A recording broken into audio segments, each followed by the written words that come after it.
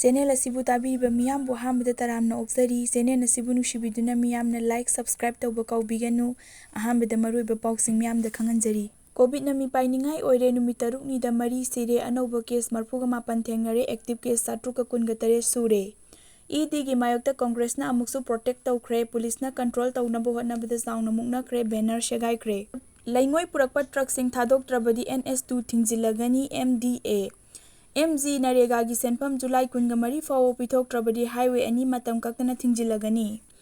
Tara suba amasung taramathoi suba ARB gi candidate sing na chief minister gi yumda wasanga u haina thomjinkhre ahum phajinkhre. Draupadi Murmu na president gi mikhalda maipakre tribal marakta gi ahanba amadi ani suba India gi nupi president oiragani. Class 8 amasung mathaki class 10 tang kunga manga dagi school kaba yaragani. More da nupi ama dengue positive oire. Hauzik maruiba pausing miyamda sandokna pijari. Covid ki mipainingai oire numit taruknida mari sire anauba case marfuga mapan thengnare active case satruka kunga tare sure. Chaliba tha asigi manungda COVID-19 pandemic ki mari shuba web khangaudana haurakhibaga iroinana nungtigi thengnaba anauba positive case masing yamna thengnarakpadagi active case ki masingchu yamkhalakpadagi mathakta tha asigi 15 dagi ngarang phawbuki numit tarukni manungda positive patient singi manungda siba mi mari shure. Ngasi nungtil health department ki report matungina haukiba pung kunga mari ki manungda anauba positive case marfuga mapan nupado humfuga mathoi nupida kunga nipan thengnaki hairi. ED gi mayokta Congress na amuksu protect taukre police na control taungnaba hotnabada saungna muknakre banner segaikre. Delhi da laiba ED na AICC gi makok thongba lusingba Sonia Gandhi amasung Rahul Gandhi bu yamna toina saman piraktuna kaubagi thawongbu yaningdaba phongdoktuna MPCC gi maikaidagi Imphal gi sangakpham da laiba ED gi office mamang yauna mamang takta khongjang kaya sangsenkraba matung asisu MPCC gi president K Megasandra MLA na lusingduna Congress kamisinga ED gi mayokta protect rally salakpadagi police na control taunaba hotnabada nakal ani gi marakta saungna muknakre.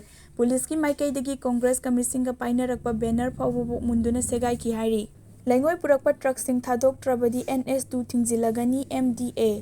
Dimapurdagi laingoi purakpa truck ni ngarang Morbung Range Forest ki makangbu na phajingkiba adu thadoktrabadi Imphal Dimapur lambi NS ngasi ahing nongyaidagi thingzilagani haina Manipur Driver Association ki secretary KSS Sanjoy na phongdokre.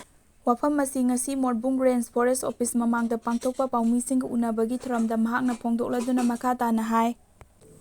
Highway thingbagi warep asi Senapati District at Driver Association, Senapati District at Truck Owners Association amadi Gorkhwa Driver Association na punna khanaraba matungda laubani. Laingoi purakpa truck nipan asi TP kaklakte haibagi charge ta phajingkhibani adubu truck sing asibu thoriba driver sing na mauda TP kakpina bahaibada online da kaknana bahairakpaga loinana network ki problem leibadagi matam sana TP gi receive phangdabadagi kakhidabani hairi. Gari sing adu phajilaba matungda ani gi lupa lising 15 gi salan kahalaga hapliba laingoi singdu thonkhibani haina su paummising da phongdoki. MG Narega gi senpam July kunga mari phawta pithoktrabadi highway ani matam kaktana thingzilagani. Manipur laingakna Mahatma Gandhi National Rural Employment Guarantee Act MG Narega gi pithokpam thokpa senpam sing tha asigi kunga mari phawki manungda pithoktrabadi numit adugi ahing nongyaidagi National Highway sing thingbai khongjang changchilagani haina All Manipur MG Narega gi Employee sing Agency Committee ko convener Mapao na phongdokre. Wafam asing asi Press Club ta mahakna phongdokladuna makha tana hai financial year 2021-22 amasung 22-23 gi oina MG Narega gi pithokpam thokpa senpam sing laingakna hujik phaw boksuna pithoktree scheme asigi makhada numit 55 ni thabak sukibagi manungda singgi district singi oinadi subnatagi numit 5 gi khusumaldagi hena pithoktree. Senpam sing asi pithoknabagi damak laingakna crore 250 rom pithokrabasu singgi district singi oinadi phangpham thokpa sing phangdana leiri haiki. Tara suba amasung taramathoi suba ARB gi candidate sing chief minister gi yumda wasanga u haiduna thomjinkhre ahum phajinkhre.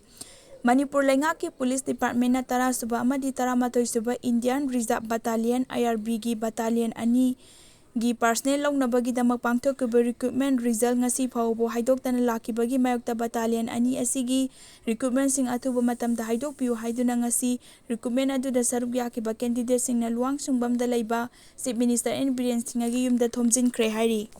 Draupadi Murmu na president gi mikhalda maipakre tribal maraktagi ahanba amadi anisuba India gi nupi president oiragani.